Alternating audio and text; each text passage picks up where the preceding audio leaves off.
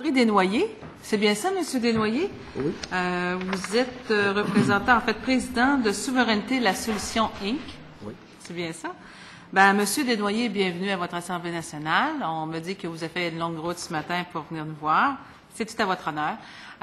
Les parlementaires sont contents de vous recevoir. Vous avez 10 minutes pour présenter votre mémoire, ou les grandes lignes de votre mémoire, après quoi il y aura des questions, des échanges entre vous et les parlementaires. Alors, nous sommes prêts à vous entendre dès maintenant. Merci. Pour commencer, je ne sais pas si vous voulez savoir qu'est-ce que c'est que le logo du parti veut dire, de cette compagnie-là. Comme le fleur de lys, c'est représentatif du peuple du Québec.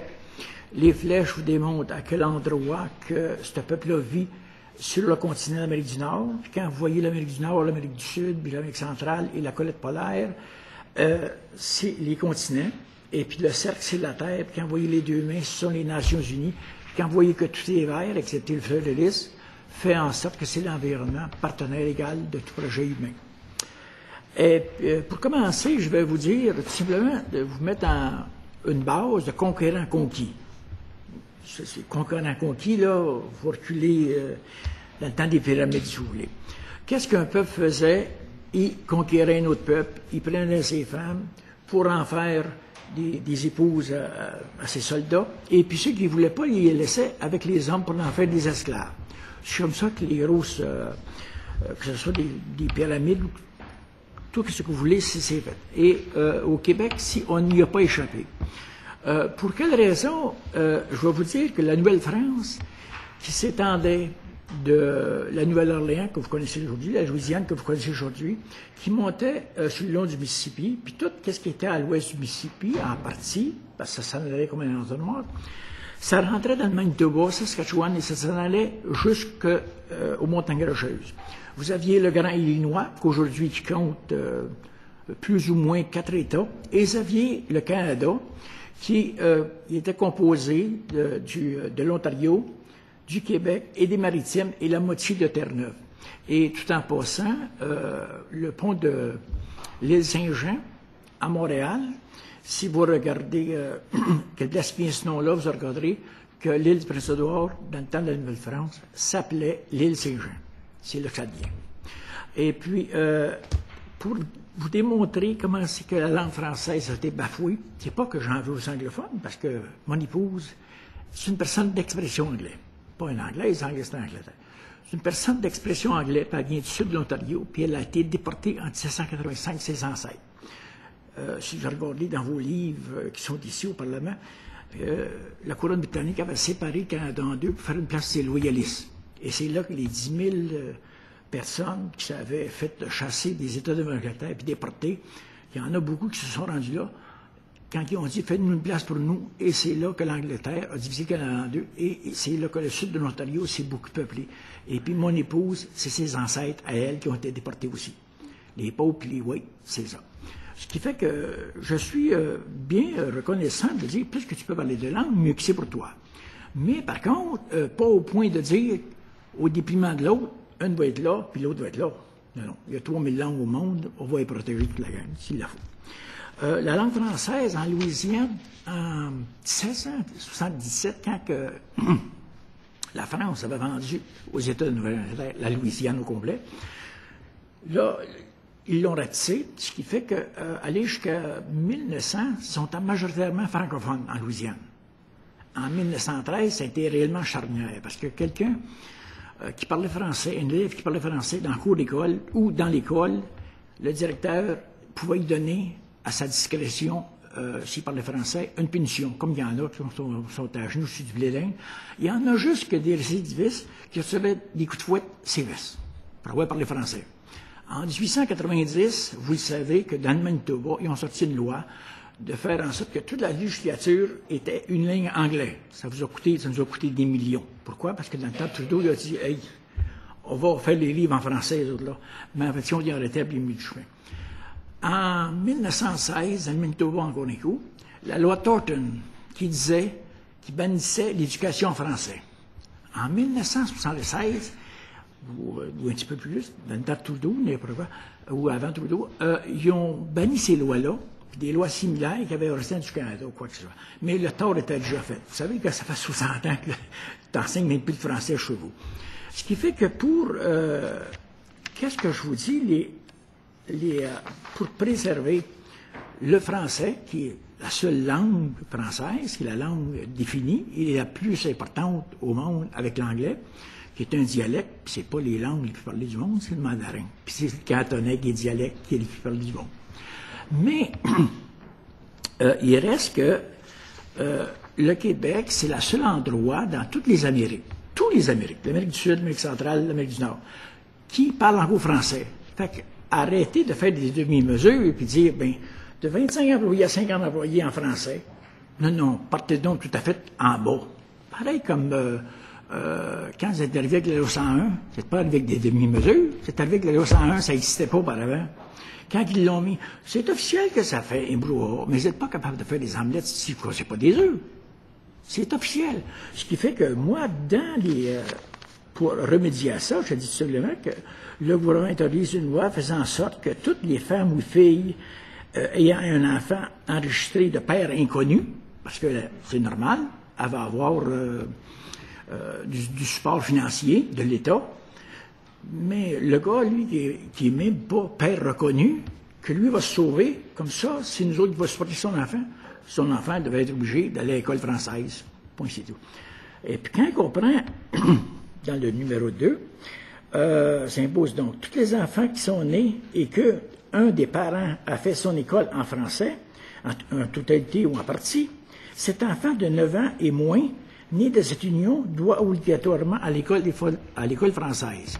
Moi, certains que vous en connaissez vous aussi, moi, j'en ai que je connais, qu'il y a 3 enfants, puis la personne n'a jamais été école en anglais de sa vie, et puis, à cause qu'il est marié avec un anglophone, son enfant va à l'école anglaise ici au Québec, et puis là, elle va finir, puis tous les autres vont suivre.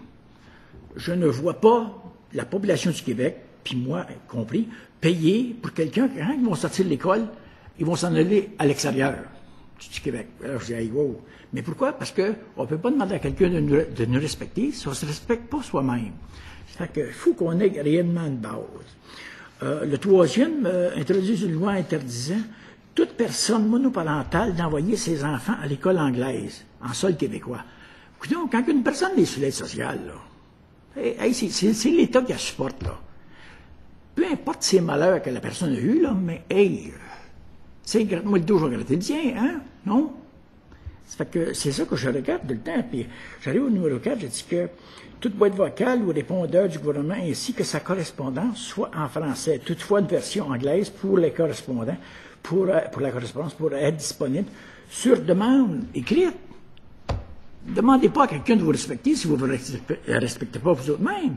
À l'heure actuelle, on a le Parti québécois, on a plusieurs partis. Puis la mentalité du monde, c'est on va les mettre dans la même poche pour avoir autre, il n'y a pas un qui sort.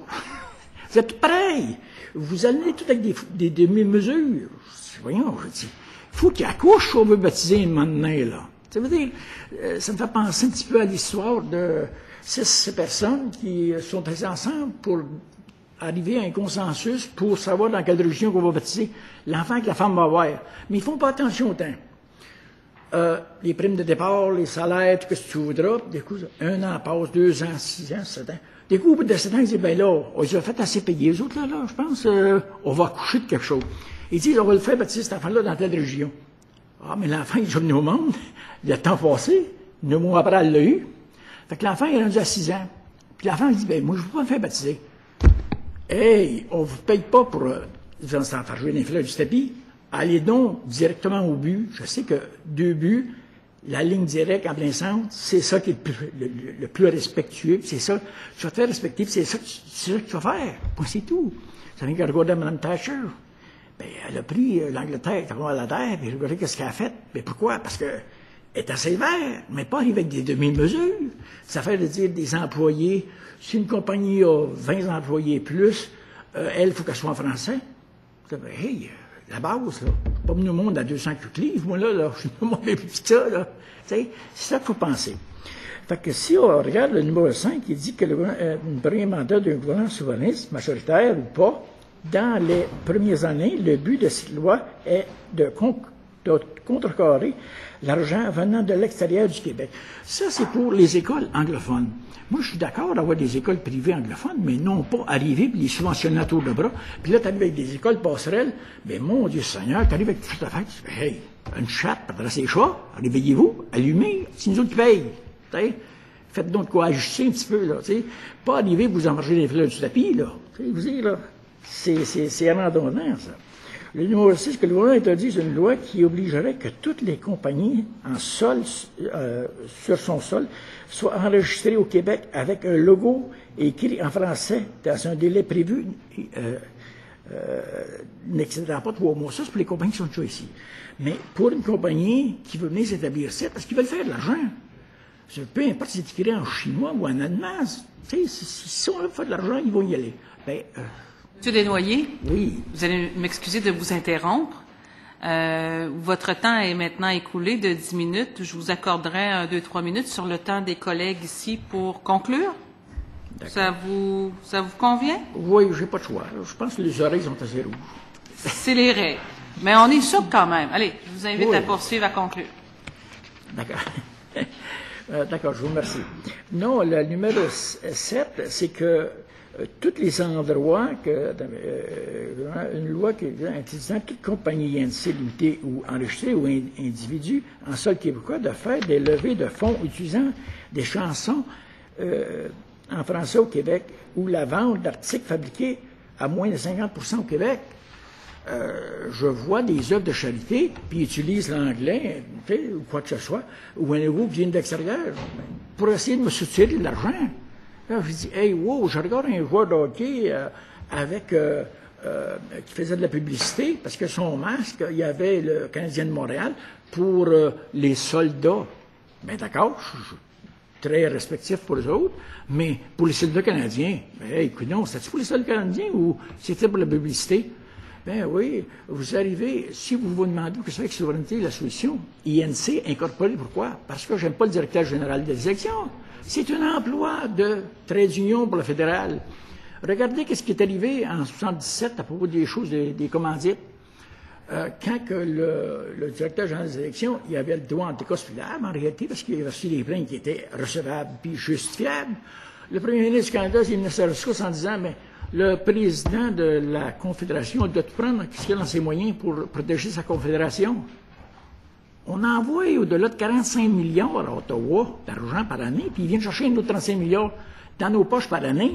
Puis en plus de ça, ils peuvent emprunter 1 000 piastres ou 2 000 piastres, parce que c'est eux qui contrôlent les immigrations. Fait que les immigrants qui rentrent peuvent 1 000 ou 2 000 piastres de la tête, puis en plus de ça, ils peuvent emprunter de l'argent sur le marché mondial, puis vous mettre, nous autres, à payer capital et intérêt avec nos biens puis nos descendants. On est tout endettés, puis ils acceptent ça. Je disais, j'étais en Ontario, j'ai voyagé au travers de la Canada, puis j'ai resté ici là, à Copie-d'Annigan, en Alberta, cette affaire-là. Mais, j'ai dit, un jour, il faut m'en retourner chez nous, parce que mon français était du folklore. J'étais dans le sud de l'Ontario, on prenait un café, 6-7 francophones ensemble, puis toute la gang, incluant moi, j'avais des papiers qui venaient de Queen's Park, Toronto, en anglais.